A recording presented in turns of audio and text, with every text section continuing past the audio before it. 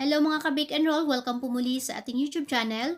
For today's video ay gagawa tayo ng napakasarap, napaka-chewy na white chocolate walnut blondies. Madali lang gawin at madali lang din sundan kaya wag na nating patatagalin yan. Tara, umpisahan na natin. Dito sa ating kawali ay ilagay na natin yung ating powder milk. Ayan, full cream milk yung ginamit ko dito guys. Ito yung brand ng ginamit ko. Wag po kayong gumamit ng skim milk kasi non-dairy po yun. Dapat may fats po yung powder milk na gagamitin natin dito. Ito-toast lang natin ito sa mahinang apoy lang hanggang sa magiging ganito na yung kulay niya. Para siyang graham crackers guys na dinurog. Ayan, slightly golden brown lang siya. Huwag na nating i-dark pa yung kulay niya kasi mapait na yun. Kailangan na lightly golden brown lang siya guys. Dapat ganito lang yung magiging kulay niya. Ayan, kapag ganito na siya, ayan, pwede na ito guys, patayin na natin yung ating apoy. At ililipat na natin siya sa ating bowl at palalamigin lang natin siya bago natin siya gagamitin. Ito pala yung tira ko nakaraan guys. Ayan, kaya kalahati lang yung ginawa ko dito or yung tinos ko kasi dagdagan ko lang yung tira ko. Then ito na siya guys, palalamigin lang natin ito. Then dito naman sa isang saucepan natin, iba-brown lang natin yung ating butter. Itong pagba-brown natin ng butter guys, ay nagbibigay ito ng magandang aroma at saka flavor ng ating bars. Ano yung pagka-nutty at pagka-intense ng lasa niya. Then ayan, kapag ganito na yung kulay ng ating butter, ayan, golden brown na siya. Pwede na ito guys, patayin na natin yung ating apoy at ililipat din natin siya dito sa ating mixing bowl at palalamigin lang natin ito ng bahagya para hindi naman maluto yung egg natin kapag kailagay na natin siya mamaya hanggang sa magiging warm lang siya. Then itong mga natira dito sa ating saucepan guys, itong parang dark brown, ayan, isasalin natin yan guys kasi yan yung mga milk solid na natusta doon sa ating butter kaya masarap yung flavor niya, wag natin siyang itapon. Then ayan, set aside lang muna natin ito hanggang sa magiging warm lang siya gaya ng sinabi ko kanina guys. Para naman sa ating baking pan, gumamit ako dito ng 8x12 na size ng rectangular pan. Ayan, naglagay lang ako ng konting butter at ng baking paper para hindi tayo mahirapan magtanggal ng ating bars. Then ayan, nilagay ko na yung ating sugar dito sa ating pinalamig na brown butter.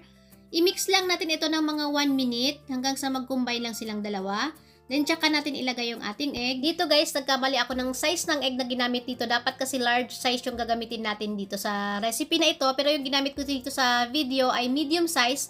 Pinaghalo kasi nung anak ko yung size ng egg na dapat nakabukod yung large at saka yung medium size. Kaya yung medium size yung nadampot ko dito guys. Pero okay lang naman. Pagkatapos natin nilagay yung egg at saka vanilla, ayan, minix ko lang siya ng mga 2 minutes hanggang sa magiging smooth lang siya. Then, tsaka natin ilagay ngayon yung ating dry ingredients. Ayan, sift lang natin ito. Then, nilagay ko na rin yung ating powder milk, yung toasted powder milk natin.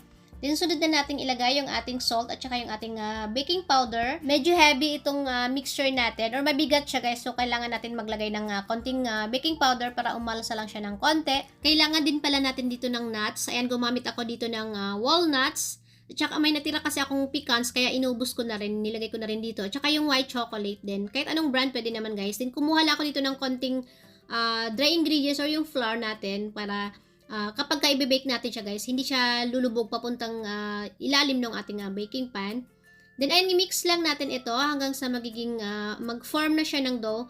Gaya ng sinabi ko kanina guys, ayan, heavy itong dough natin or yung mixture natin, yung texture niya guys, papunta na siya dun sa pang cookie dough. Pero kagaya nga ng sinabi ko kanina guys na nagkamali ako ng size ng egg, dapat large. Kaya dapat mas malambot dito guys kapag gumawa kayo, dapat mas malambot yung mixture niya dito sa ginawa natin.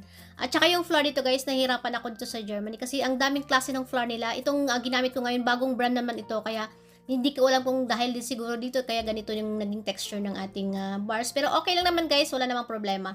Hindi naman complicated itong recipe natin. After natin i-bake yung ating blondies, kailangan kapag itusuki natin siya ng toothpick, kailangan may mga crumbs pa na natitira doon sa dulo ng ating toothpick.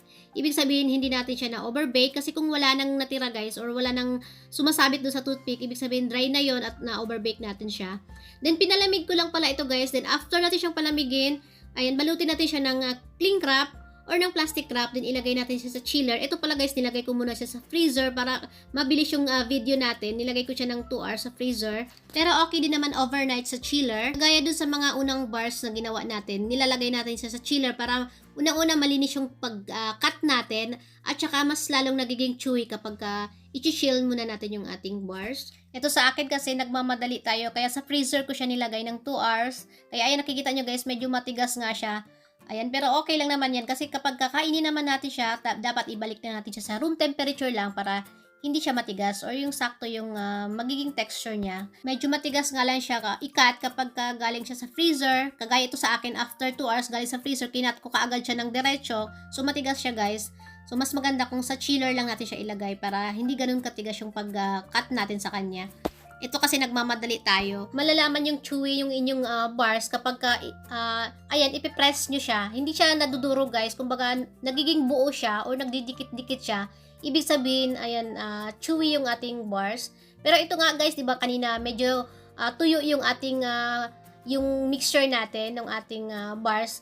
Kasi nga doon sa size ng egg na ginamit natin. Pero ganun pa rin, chewy pa rin yung nagiging outcome niya at maganda pa rin yung itsura niya.